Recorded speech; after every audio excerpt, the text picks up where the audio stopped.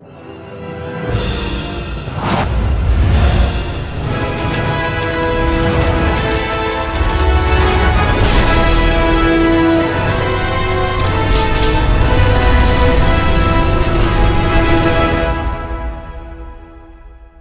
going on, everybody? Welcome back to another video, and in today's video I'm going to be talking about the new Stranger Things season, volume 1 of season 4.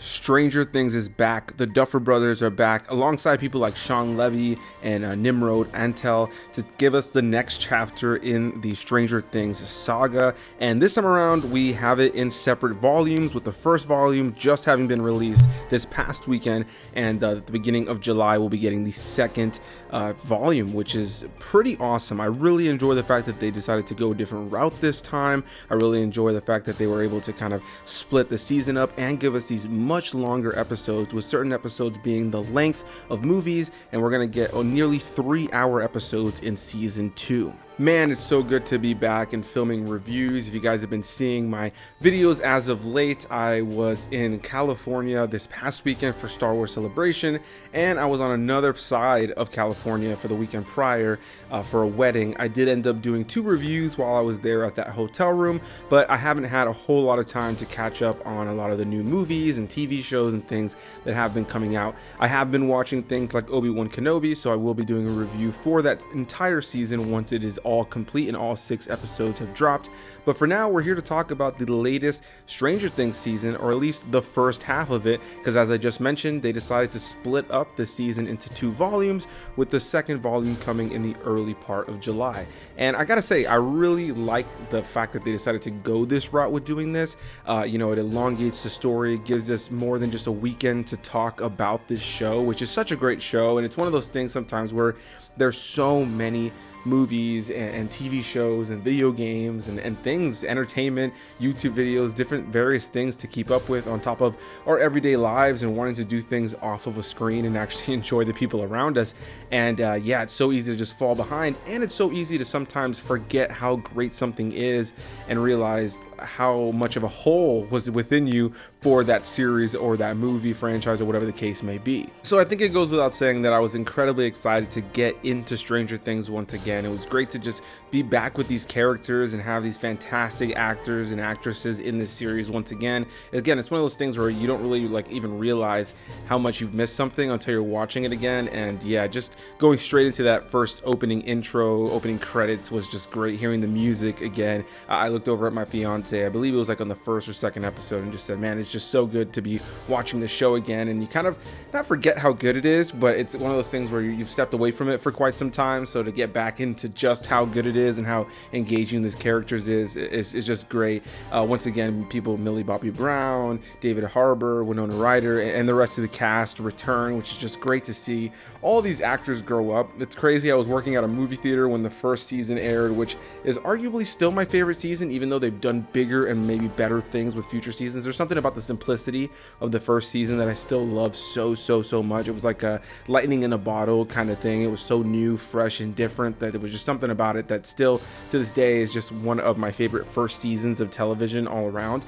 And yeah, I was already a full-fledged adult working a job at a movie theater at the time, and to be this many years older at this point, to have the 4th season currently going on, and see these actors having gone from these young cute kids to these adults now is really crazy. It's been awesome to watch them grow. I think anytime a series can do that, where you have these really likable young actors who grow as the role actually grows with them as well, and then you have something like a Harry Potter situation where you feel like you've kind of aged with them, you've kind of grown up and seen them grow, I think it's really awesome. So in the case of Stranger Things, it's great to see the cast return. There's also new faces here, and for the sake of the fact that I know that a lot of people haven't caught up fully, and maybe you may have clicked on this because you're just curious what I think on it, I will be staying away from spoilers. I will be talking as if you have seen the 3rd season though, or at least the trailer for this season. So if you want to go in 100% blind, I wouldn't watch this, but I'm not going to be running around giving a play-by-play on spoilers. Just my thoughts on the characters and what's going on so far, and without actually getting into the deep of what's actually happened here. And if you guys want to see a spoiler video at some point, maybe I'll do that once the second half of the season comes out, and I can kind of just talk talk about the entirety of the season. But yeah, basically the basic way that we start this whole story off is that, you know, we're seeing Harbour is alive. He's in Russia, which was hinted at the very end of the last season, even though we were made to believe he was dead. But the first trailer for this ended up showing us that he was in fact alive. So it's great to see David Harbour back as the character of Harbour. Really enjoy the fact that they did not kill his character off. What they've been doing with him in this season is a bit dull at times. There's elements about it that I really enjoy because I like the character of Harbour, and definitely near the end of this first volume they do a lot more with him. But a lot of what you're seeing with Harbour, I feel, throughout the course of this first part is kind of just like a lot of him in prison and trying to find a way out. And you know, I like that and I didn't like that. I think the part I was the most engaged in, without a doubt, throughout the entirety of the show was everything that was going on with 11, especially as we rear into the last part where we get some big reveals near the very end of the first volume, really setting up everything that's going on and really learning more about our villain and learning more about this organization that created 11. Really thoroughly enjoyed everything that's going on there with 11 in this series so far, and Millie Bobby Brown has just been killing it. You know, with her character 11, we start the series off with her not having her powers, and so there's this new looming evil threat that's coming to, you know, endanger Hawkins and the world in general. And this time around, the hero of the last few seasons doesn't have their abilities that helped them save the day in the past. So, you know, I've found that it's been pretty interesting to see how the writers have kept everything kind of engaging and exciting to watch. You have all these various characters now, along with new characters that have been introduced. The most notable one for me definitely being Joseph Quinn as Eddie Munson, who pretty much in this show is friends with the guys, you know, Mike and Lucas and Dustin.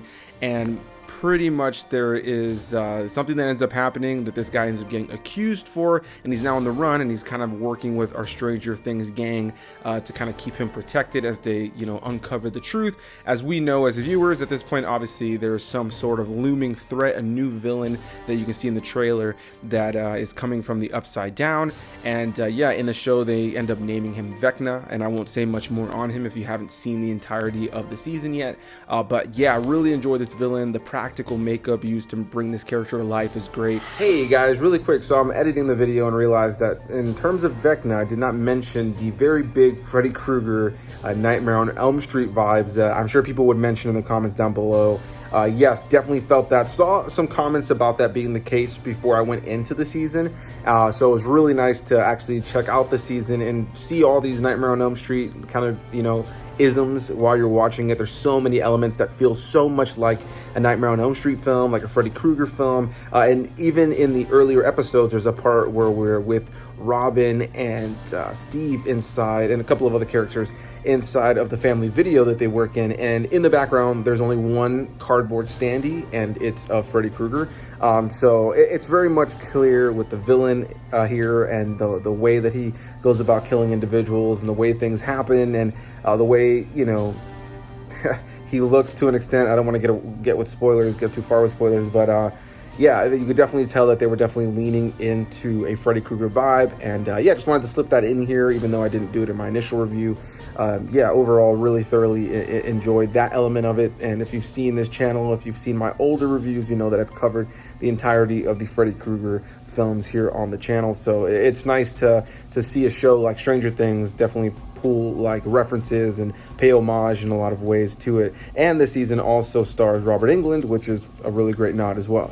The practical effects in the show overall have been pretty good so far this season. I've really thoroughly enjoyed looking at the show in and of itself. I've really enjoyed the look, the feel, the vibe. Some of the CG at times, you know, can look a little TV quality, a little bit, you know, kind of disjointed from the actors, a little bit, you know, very green screeny, but for the most part, I think it really works. There's a really great action sequence when a group of our main characters go to the Upside Down for the first time, where they're taking out a bunch of creatures, and the cinematography there, along with the special effects, I thought really worked seamlessly. It was fun to watch, really exciting. And in, you know, traditional Stranger Things, you know, kind of format, you have plenty of creepy elements and scary moments, as well as a lot of really iconic music from the 80s that is being utilized in this show, which has always been really interesting because I've always been a kid who was raised on the 80s music and TV and movies because of my parents. So there's so many songs and so many things that you hear people watching the show today are just now being introduced to, including a very popular song that's in here that centers around the character of Max, and that's all I'll say on that. But yeah, you know, I've really thoroughly enjoyed seeing all these characters come in again, seeing that nostalgic element that you come to expect from Stranger Things that taps into the 80s and the various things in pop culture of the time, and music and movies and video games and other things like that. And yeah, once again, you have a really compelling narrative that's being built up here. And I gotta commend the writing team, the Duffer Brothers, and everybody who's been part of the directorial team, the cast, because there's so many things going on in this season. And I've just really thoroughly enjoyed seeing this big story that they're building up in these over an hour long episodes each time, with the final episode in this volume being almost 2 hours, an hour and 40, with the final 2 episodes I believe in the entire season I think are going to be 2.5 hours each, which is crazy. So the fact that they're really giving this story time to breathe, and that Netflix allowed them to create a season of television that has episodes like this, I think is really awesome. As somebody who is a huge fan of long form movies and TV shows and series that have very expansive storytelling, one of the biggest downfalls of any of those things is studio interference, or not being given the budget or the ability to just go ahead and tell your story, no matter how long the episodes are, no matter how long the movie is. So it's pretty awesome, and I think it's a testament to what the Stranger Things franchise has become over time, that the Duffer Brothers got the ability to create a show that has this kind of length of episodes. I would kill to see things like a Star Wars show or any of the Marvel shows, just stuff like that, have episodes like this, or other shows in general. I would just love to see shows that have stories that can be told in this big and expansive and cool, fun way to be done this way. So I hope Stranger Things doing this kind of sets up a new wavelength or a new vibe of what's going to be coming our way with a lot of things in future entertainment. But as far as this season, or this first volume, really enjoyed it. I would say my biggest gripes so far have been really what they're doing with Mike, Jonathan, and Will. Again, I'm going to stay away from spoilers, but I feel like their characters haven't really had a whole lot to do. Definitely closer to the end of the first volume, things start to pick up for everybody, with certain characters and certain storylines being really engaging and really enticing. I've really had a lot of fun keeping up with characters like Nancy and Dustin and Steve and Robin and Lucas, and everything that's happening with them is probably the thing I'm the most excited about, outside of what's happening with 11, with Harbour being maybe right behind that. And then my least favorite thing so far in the show being what's happening with Will, Mike, Jonathan, and a couple of the new characters that are involved. So overall, I find that the show has been really entertaining, but it just feels like there's a couple of characters that haven't had a whole lot to do, whereas other characters have been pretty much already thrown straight into the insanity and the action. So I'm hoping those other characters have way more to do on the back end of this season. But overall, in and of itself, I think this first volume was a lot of fun to watch. The performances were great. Definitely want to highlight the cast again. I have my notes right here. Millie Bobby Brown, Winona Ryder, Finn Wolfhard, David Harbour, Gaten Matarazzo, I believe is how you pronounce his name, Caleb McLaughlin, Natalia Dyer, Charlie Heaton, Joe Keery, Noah Schnapp, Priya Ferguson, who plays Erica, Lucas's sister. It's great to see her back. She's a little more involved this time, but again, there's a couple of characters that I'd like to see become a little bit more involved in the narrative, if they're even going to be there. And her character sometimes is kind of integral, like she wasn't the end of the last season, but sometimes she can kind of just be there for comedic moments, and to a certain extent, it kind of gets annoying, but I did enjoy seeing her back. Maya Hawke being back as Robin, just such a great character from the last season. It's great to see them come back, and really thoroughly enjoying her character overall. And her chemistry kind of bouncing off of Nancy and Steve in this season has been great. Brett Gelman coming back as Murray, great. He's funny in the last season. He's really funny here as well.